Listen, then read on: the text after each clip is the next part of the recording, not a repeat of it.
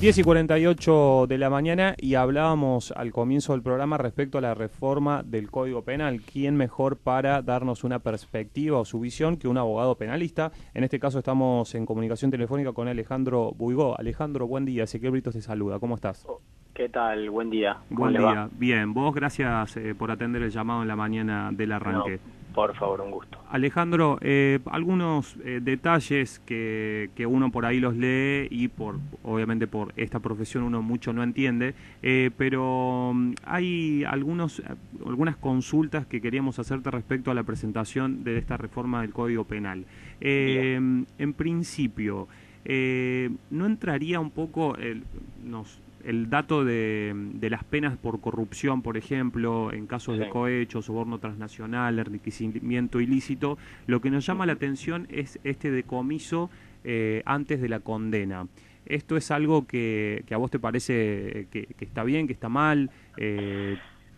Bueno, ha sido un tema profundamente debatido, ha recibido tratamiento desde diferentes partidos políticos en las legislaturas.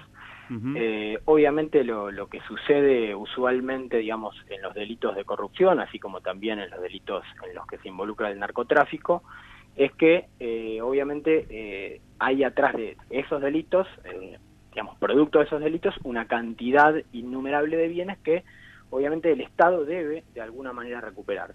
Quizá el anterior estado de cosas o la legislación, digamos, anterior, o la vigente hoy, mejor dicho, lo que no permitía es rápidamente hacerse de los bienes que habían sido productos del ilícito, con lo cual el adelanto en ese sentido y la posibilidad de obtener esos bienes creo que es muy favorable, pero obviamente sí tiene algunas repercusiones, digo.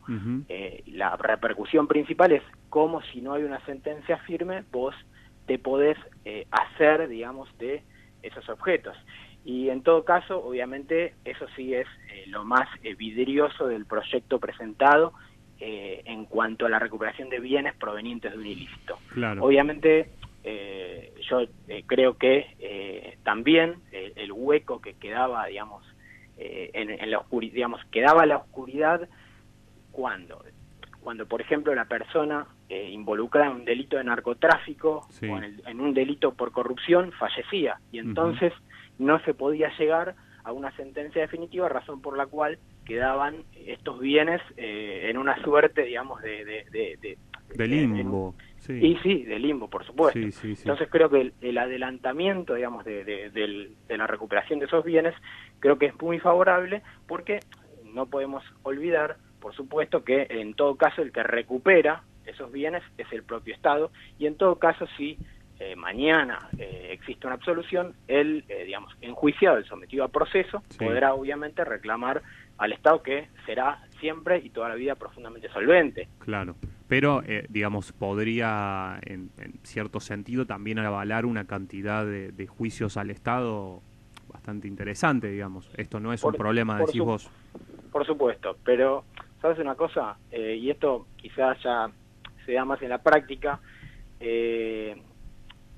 no es innumerable, digamos, la cantidad de supuestos en que se daría la extinción de dominio, ¿sí? Digamos, son casos muy puntuales, ¿sí? En donde el juez ha llegado a un estado de convicción cercano, digamos, a la certeza absoluta para condenar, y entonces es que decide tomar una decisión de este tipo y avanzar. No en cualquier supuesto, obviamente, el juez podría retener los bienes ante cualquier imputación, ¿sí? Te cambio por otro lado, Alejandro, el tema de los piquetes, me llamó la atención también, no sé cuál es digamos, la ley vigente en este momento respecto a los piquetes, pero sí nos llamó la atención que darían penas de prisión de 1 año hasta 3 años a quien entorpezca por cualquier medio la marcha de un transporte público o transportes privados. ¿Cuál es la ley vigente respecto a esto? Sí, bueno, te metes en otro, digamos, tema muy vidrioso, ¿por qué? Porque justamente, digamos, la controversia que genera criminalizar la protesta está, digamos, amplia contradicción con un derecho constitucional que es la libertad de expresarse. Claro. Entonces, digamos, acá se produce un confronte, digamos, de intereses constitucionales, ¿sí? En donde, obviamente, uno puede estar de acuerdo o no con digamos, con la criminalización de este tipo de conductas. Sin embargo, yo creo que, y esta ya, digamos, es una perspectiva mía, creo que la libertad de expresión, obviamente, acaba cuando, digamos, se avasallan los intereses de otras personas, como por ejemplo lo que se quiere y lo que intenta lograr esta ley, que todas las personas que acuden a sus oficios diariamente puedan seguir haciéndolo.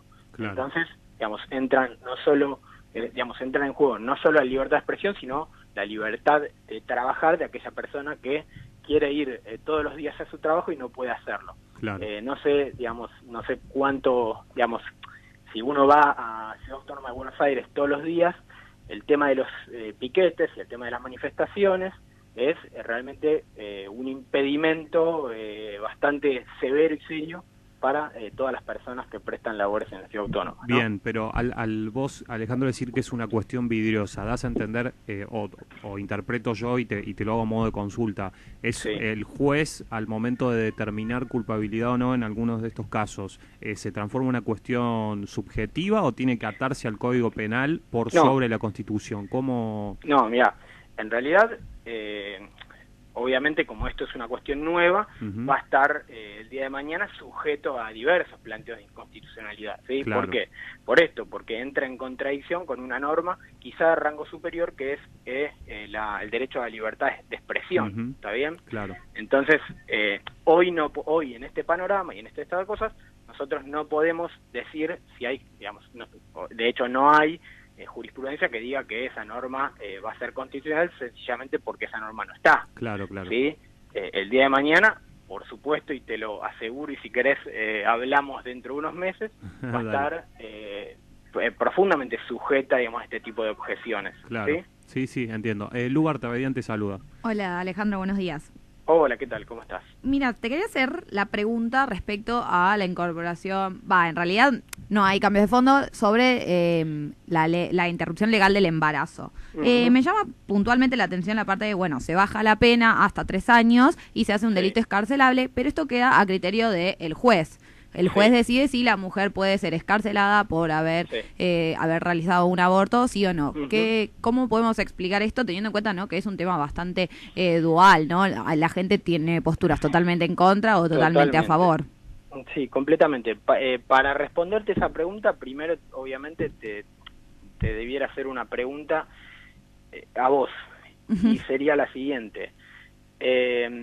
Obviamente hoy el Código Penal sanciona a aquellas personas que abortan de forma dolosa, es decir, con intención y voluntad de interrumpir su embarazo, sin las causales de justificación que la propia norma establece, ¿sí?, que siempre fueron claras. Entonces digo, cuando vos me preguntas eso, abrís el universo, digamos, abrís hacia todas las personas o hacia aquellas personas que sufrieron alguna violación, por ejemplo, algún tipo de delito sexual.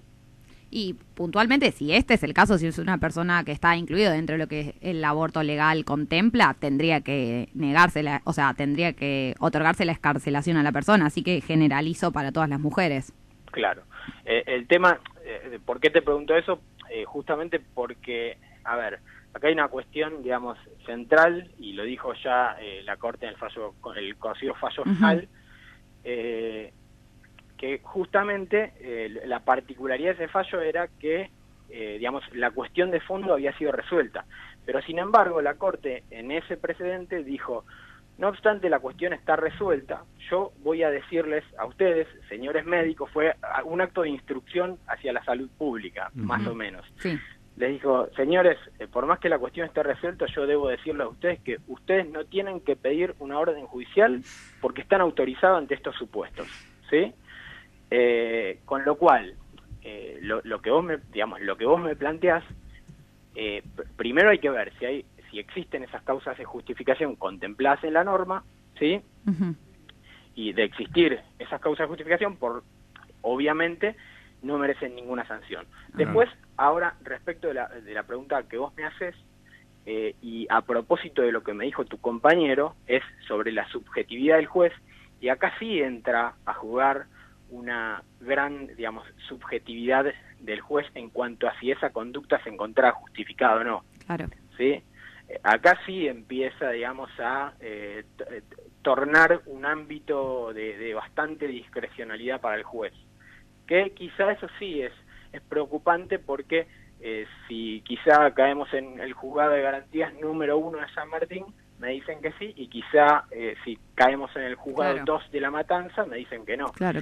Entonces, esto yo creo que sí, el proyecto de ley debiera ser un poco más, cerrar con criterios más objetivos esta subjetividad tan grande que le da al juez al momento de decidir.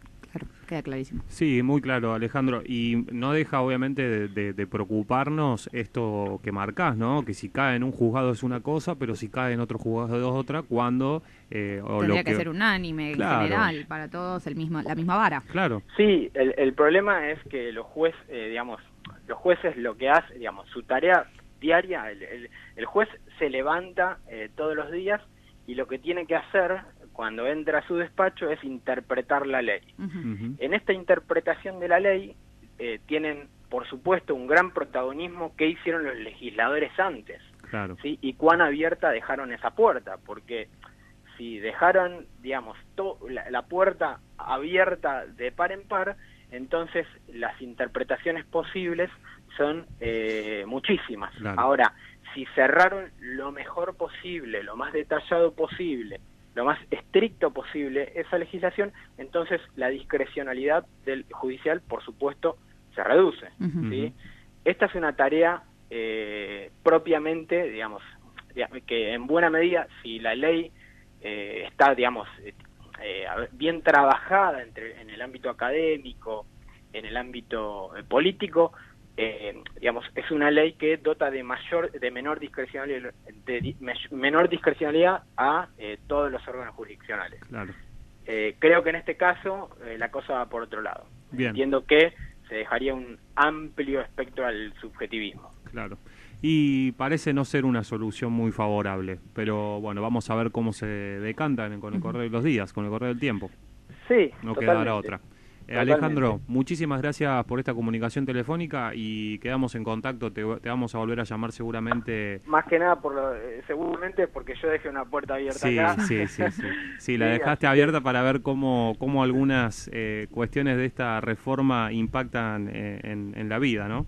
Seguramente. Dale, muchísimas gracias, Alejandro, te mandamos un abrazo. Espero haber sido claro. Dale, gracias. Desde sus estudios ubicados en Avenida Callao 194, Ciudad Autónoma de Buenos Aires,